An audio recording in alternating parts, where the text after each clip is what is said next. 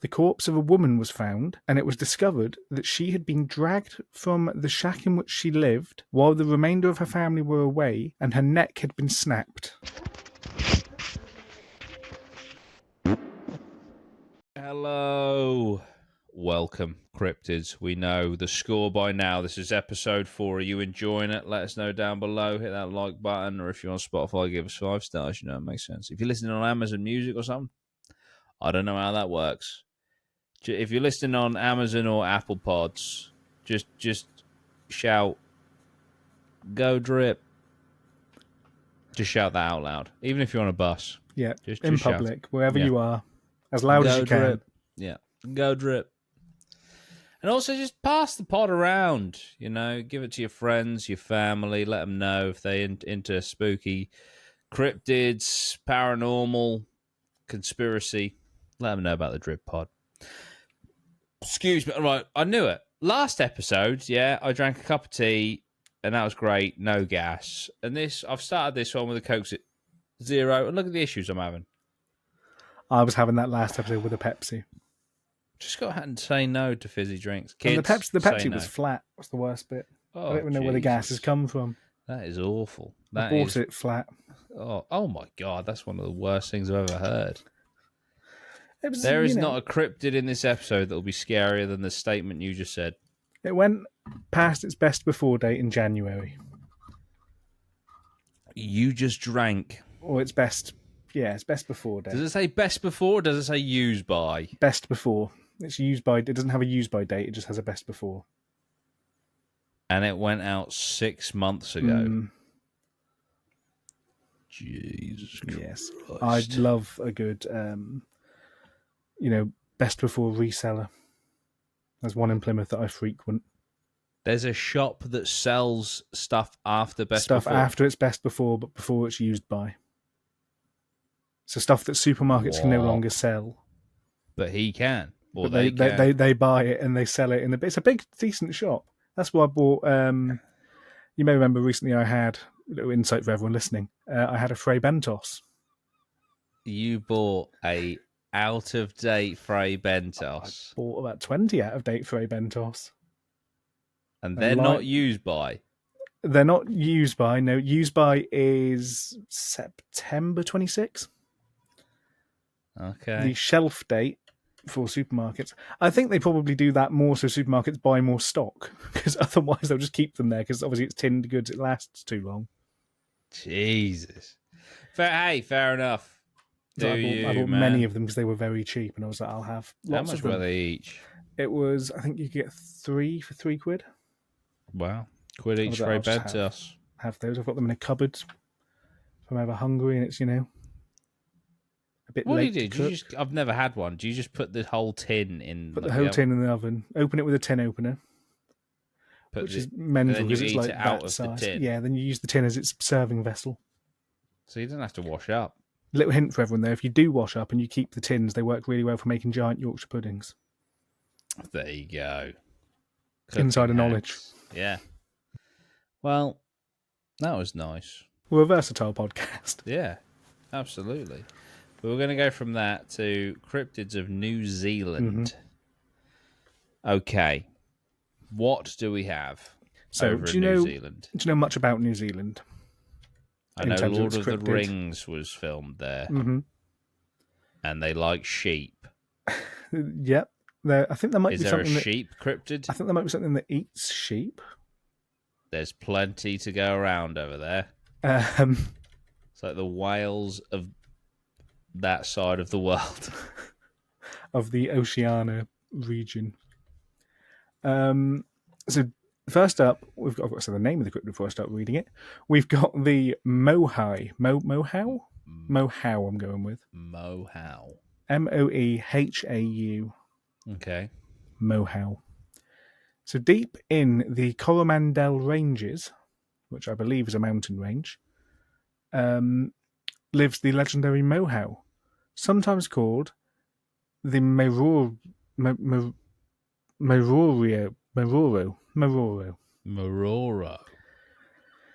It's described as, and this one will sound quite familiar to you, being a massive bipedal ape-like creature standing around 6 to 8 feet, covered in dark, matted hair that's said to throw rocks, emit guttural screams, and even stalk campers through the bush. So it's another Bigfoot. Yeah, this is Kiwi Bigfoot. Okay.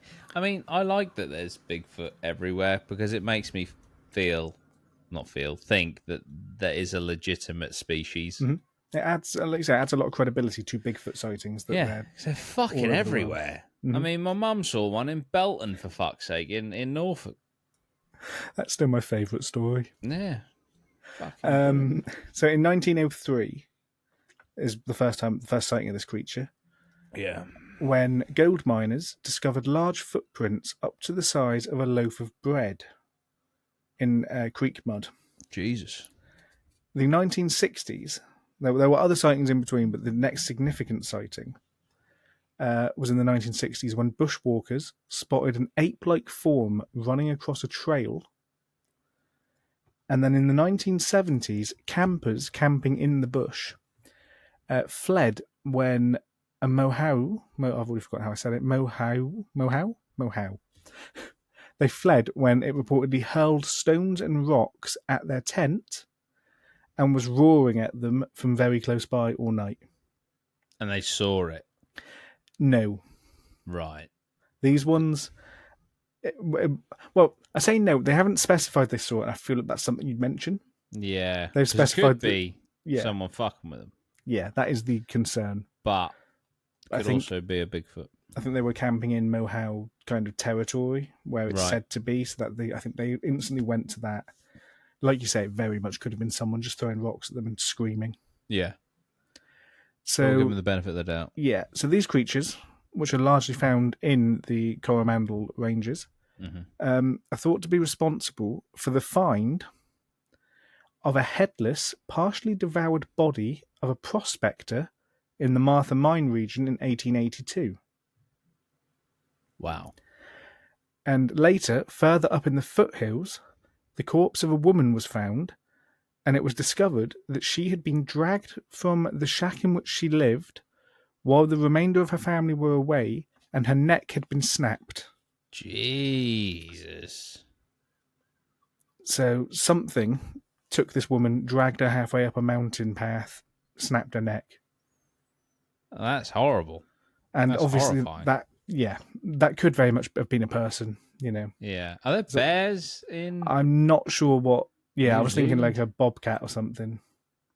Trying to take her back to its kind of den. Yeah, maybe. But yeah, it does remind me of the Bigfoot kidnapping someone that was rolled up in a sleeping bag from... Rolled him up like a spliff, episodes. didn't he? Yeah. And off he went was under his arm. That's the one. It kind of reminds me of that. And I'm kind of picturing that again. Yeah. But then it giving up halfway and just snapping her neck, which... Yeah. Or it snapped her neck and just dragged her up there. Yeah, true. It could have started with his neck being snapped. Yeah. That's like the fight back with a snapped neck, I suppose. It's pretty fucking savage. Yeah. And obviously the headless prospector. Yeah. Where'd the head go? Yeah. I mean, Did it snap that neck too hard? Yeah. Jesus. It's a violent Bigfoot. So that is you don't normally hear of Bigfoot attacks. They're not all that really common. They're kind of just chill guys that live in the woods and Yeah. run away. Yeah. Normally just walk past in the distance, like, and Yeah, with their arms just sort of arms swinging by their side. Yeah. But yeah, so the Mohau seems to be a bit more of a potentially aggressive character. Okay. And yeah, that is the first one. So what are your thoughts on the Mohau? Don't want to bump into one of them. No, probably, wouldn't like my chances. Sure. Yeah. So that was the first one. Okay, strong start.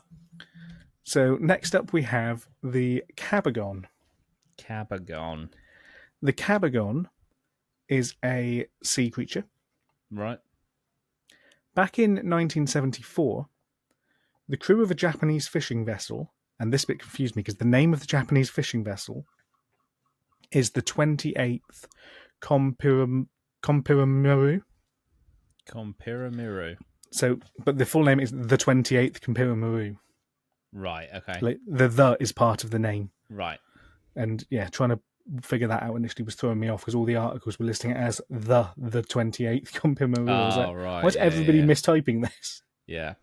And the crew of this Japanese fishing vessel claimed that they encountered something truly bizarre off the coast of Littleton.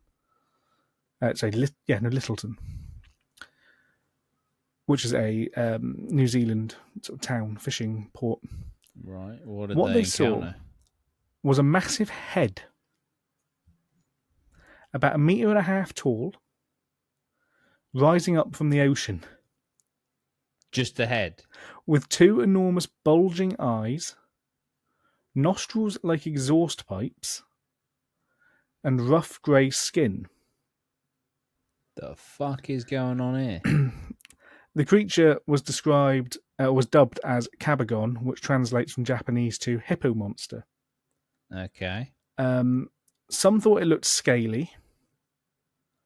Others thought it looked hairy or potentially spiky. Jesus. And I think it's worth also noting that the entire crew of this ship, which I think was something like 20 odd people, all saw this creature. They all saw this thing popping its head out of the water, and then I think it like sunk back down and Just disappeared. a giant head. Yeah, so I don't think it was a... Well, that's all they could see. Yeah, so there is a sketch, which Right. I can't share directly right now. If you just send any pictures you got, just send them over to me. Yeah. And I'll edit it in. But yeah, there is a sketch of it that I think the sea captain did. Right. The guy that's kind of spotted this thing. And if I send it over to you now... And what year did this happen? 1974. 70s. It's pretty fucking recent. Oh, man. What the fuck? So, yeah, obviously you put that on screen. It's like a larvae. But they saw that sticking out of the water. Oh, God. I tell you, fuck the ocean, man. That's horrendous. And I know you're not a fan of the ocean at the best of times. Mm. And yeah, so they saw that thing sticking its head out of the water, which it isn't great. If I was on a boat and I was going past and that was looking at me, I wouldn't be having a great time. Yeah, so this is off the coast of New Zealand. Yeah. Jesus. So Captain Kimaru, who's the guy who sketched the sketch you've just seen, Yeah. sketched it. And again, all of his men attested that they saw this creature. Jeez. And not long after it, strange footprints were found on a nearby beach. Okay. Skeptics think it could have been a seal. The footprints or the head? The head. Right. Or even a globster. Globster. Which is a decaying sea carcass of something like a whale that's just like started decaying and started kind of bulging in places, and you know, as it decays, it's gases, gases are building up. It's expanding in places. Yeah, but it's never quite matched anything known to man to this day. Bloody hell! So that's a fun one. Yeah, that's a fucking horrible one. That. Now we have my personal favourite of the New Zealand ones, which is the Dusky Sound beast. Dusky Sound beast. Mm-hmm. So the Dusky Sound beast was a cryptid reported in New Zealand in 1831. It was seen by a couple of sailors and was described. In fact, I'm going to skip the description because it's going to be more interesting when I get to it in the next line. One of the ship's gangs, which had been stationed at Dusky Sound port, told of the discovery of an enormous animal of the kangaroo species. Right. The men had been boating in a cove in some quiet part of the inlet where the rocks shoved from the water's edge up to the bushline. So they had a nice quiet area. Yeah. They were having a bit of a break, and then when they got there, they looked up and saw a strange animal perching at the edge of the bush, nibbling the foliage, standing on its hind legs and resembling a kangaroo. The lower part of its body curving into a thick pointed tail, and they took note of the height of the creature. And they estimated, give or take 5 foot for the tail. 5 foot for the tail? They estimated this creature was 35 feet in height. What? A 35-foot kangaroo. Fuck. The men were to windward of the animal. obviously this was from the 1830s, so the wording's a little bit. This is almost a direct quote from their report when they got back to the boat. What did they just say? They were to windward, which I guess means they were upwind of the creature, Okay. And were able to watch it feeding for some time before it spotted them. They watched it pull down a heavy branch with comparative ease, and then turn it over and tilt it up to reach the leaves on it.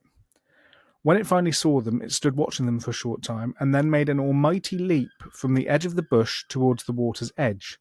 There, it landed on all fours before immediately standing erect again and then making another great leap deep into the water. Oh, fucking hell. And the men measured the first jump and found it covered 20 yards. Jesus Christ. So it leapt 20 yards. Yeah. They watched as the animal carried on jumping continuously its way down the sound at a tremendous speed. And yeah, essentially just getting from the entire way down before it jumped out of sight. Or it's just jumping down the beach? Jumping along the beach away from them and then disappearing around a corner or something, I guess. I don't. And this thing is 35 feet tall, 35-foot kangaroo. Now, one of the most common theories for this creature, and again, it's a possibility, is that it's a bygone creature from a previous age. Yeah.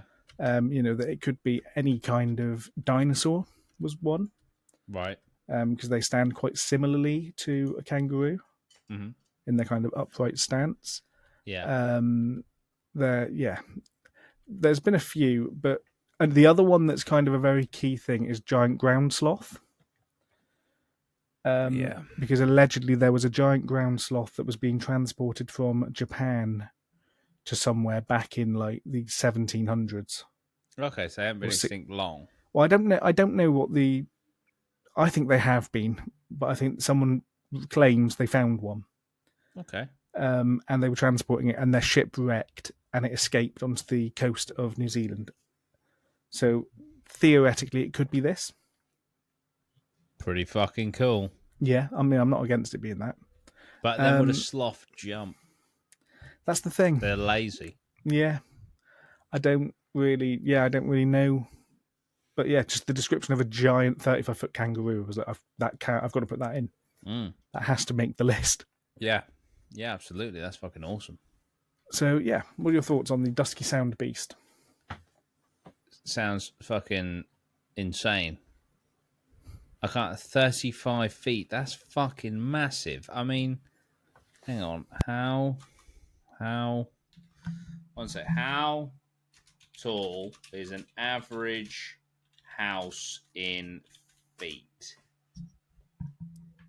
So an average house, 2-story house in the UK, is typically between 20 and 25 feet. So this thing was fucking taller than a house. So one of the pages I've got here says that 35 foot is the equivalent of a telegraph pole. Fuck, I'm looking at one right now. One of the big wooden ones, yeah. That's insane. Yeah. So imagine that, but instead of being a telegraph pole, it's a kangaroo. I mean, they're good at boxing. Yeah, I mean, you've got not much chance of fighting back against that, I don't think. They'll fuck you up. Yeah. And yeah, just imagine like you're having a nice little sail, you're on holiday. You know when you and Maya went away and you went to that nice little tropical island, the abandoned island. Imagine you went to the abandoned island, you were walking around, you turn a corner, 35-foot kangaroo. Like, how do you... Insanity. What I don't know what your first thing would be there, other than just going... I literally don't even know. I don't even know. Yeah. So that was... I liked that one. That was my favourite. I like that a lot. That's fucking awesome. And the final one I've got, and this one's a little bit more detailed than some of the others. And I'm going to shout out the page that I found some of this information on, which is Paranormal New Zealand, and specifically the subsection Haunted Auckland. Right. And this is a cryptid that we've spoken about before. I think it might even have a dedicated podcast somewhere. Dedicated? I think we did it. We did an episode. Wait, let me think. I think. Is it the spider thing? No. The jibbo. I can't remember. I think we did a podcast about this specific kind of subset of cryptids. Right. And we went through a list of a few examples of this subset. So what is it? It's a goatman. Oh, okay, cool. So, travelling through a number of stories in Maori folklore, Uh-huh. and coming as far as in the last few years, these sightings have been a thing. Cool. We have got the Goatman. So this isn't an entity that is a half man, half goat, as it commonly is. Uh-huh. It's encountered on the lonely roads and outskirts of smaller New Zealand towns. Obviously, Jeez. as we've in the previous podcast discussed, tales of goat-like creatures have been around for hundreds of years. Mm-hmm. And New Zealand is no exception to that. In this case, they're said to lurk around the boundaries of suburban regions, as well as being a few kilometres in some cases from residential zones. Reports speak of them being around 7 to 8 foot tall, Fucking hell, even these are tall. putrid smelling, covered in a thick, matted fur, and being rather vicious. Okay. Sometimes they're clothed, sometimes they're naked. What sort of clothes do they wear? Yeah, A suit. I'm assuming they've got, like, you know, tattered kind of loincloths and things, not Right. three-piece. Modest. Yeah, I can't picture it in, like, you Maintaining. know, t-shirt and jeans. No. Kind of want to, though. Do you imagine? Kind of want to picture it in, like, you know, a drip t-shirt. Yeah. Etsy.com/do your own. Link down below. So the Goatman has been reported in many different areas of New Zealand and has been depicted as having a goat-like head and moving around on either 2 or 4 legs, depending on circumstances and terrain. Ooh, not nice. Which is one of the things that I don't think previous Goatmen we talked about had. I think they were always kind of upstanding, upright, Yeah, bipedal. bipedal. Yeah. In this case, it's sometimes on all fours. I'm picturing like a mountain goat that can sprint up the sides of like a surface like that. Yeah, Imagine steep. that, but it's a humanoid. Yeah. So the Goatman has been reported in many regions. Stories have come from the Waioro military camp, where it scared witless people that have lived there. Or it scared a few people that have lived there. The Goatman, this Goatman specifically from the military camp, is potentially said to be a prank, but no one will confirm that. Again, I can't tell if it's something that they've seen there and has since become kind of the Goatman's out there, go find it. Yeah. And the creature's been sighted along the desert road which runs past the camp, leading into the bush, or leaping into the bush as cars approach and jumping out of the road. So the Waiaweka Gorge is another location of alleged Goatman appearances. This one's a little bit more fun. I've got some quotes in this bit that I got from the website. Okay, awesome. These encounters of the Goatman in particular are said to be good omens. He's sometimes known to step out to approaching cars asking for a lift, hence his other nickname, the Hitchhiker. Okay. And this started off as 2 completely separate cryptids that I found. Right. And then halfway through they go, also, he's a Goatman. And I was like, sorry? Oh, okay. I thought, well, I'll put it under the Goatman subsection, thank you very much. Yeah. So you stop and give him a lift, and a short way up the road he asks to get out, said one witness. Sometimes he just disappears from the car, having safely gotten you past the stretch of road you were about to have an accident on. Just seeing him on a dangerous piece of road avoided you from an accident about to happen, most probably right where he stood. So kind of the premise of he's standing there so you slow down, stopping you therefore crashing where he would have been. That's cool. At this point, this sounds like a separate thing, not a Goatman, but another quote says that the hitchhiking theme continues with, a strange-looking man in a trench coat was hitchhiking the Waituhi Saddle Road in the early hours, in pitch-black darkness. My uncle picked him up. He didn't say a word, just silence. As the truck headed on down the road towards Turangi, the man thumped on the door of the truck to be let off. When the truck came to a stop, the man jumped off and disappeared into the night. All you heard as he ran off was a clip-clop, clip-clop, clip-clop. His hoofs. It's also said that when this entity gets in your car, it's only when you look at it as it's in your vehicle you notice the legs and kind of lower torso of a goat. Also, his upper body is of a man. Well, I don't know. This is where there's like 3 or 4 different Goatmen, and some of them seem to have goat head. Yeah. The classic goat head. Yeah. Because I feel like you'd notice that. I feel like you But would, some people have said that you only especially the notice. horns. Yeah, you only notice the goat kind of appearance after he's in your car.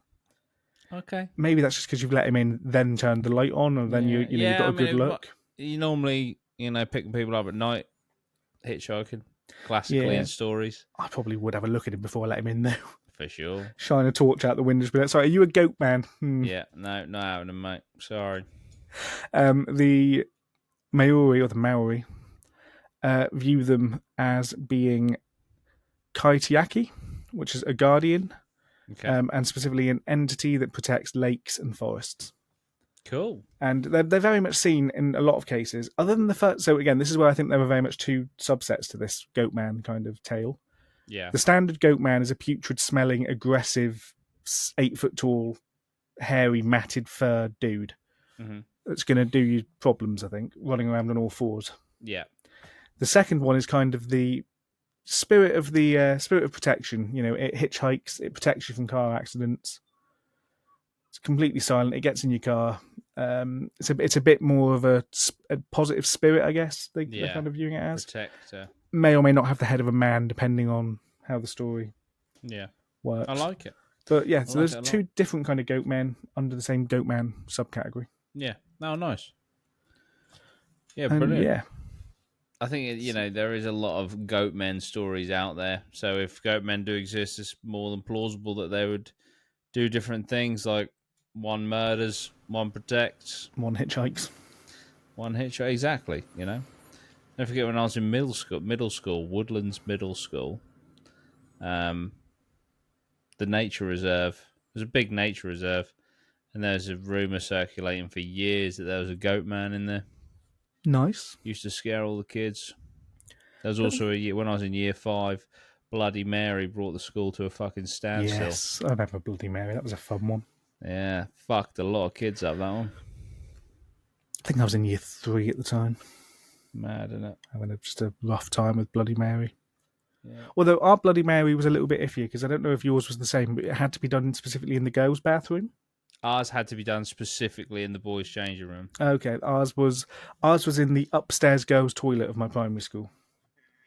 So it was very much a limited thing, to the extent they closed that toilet for a while.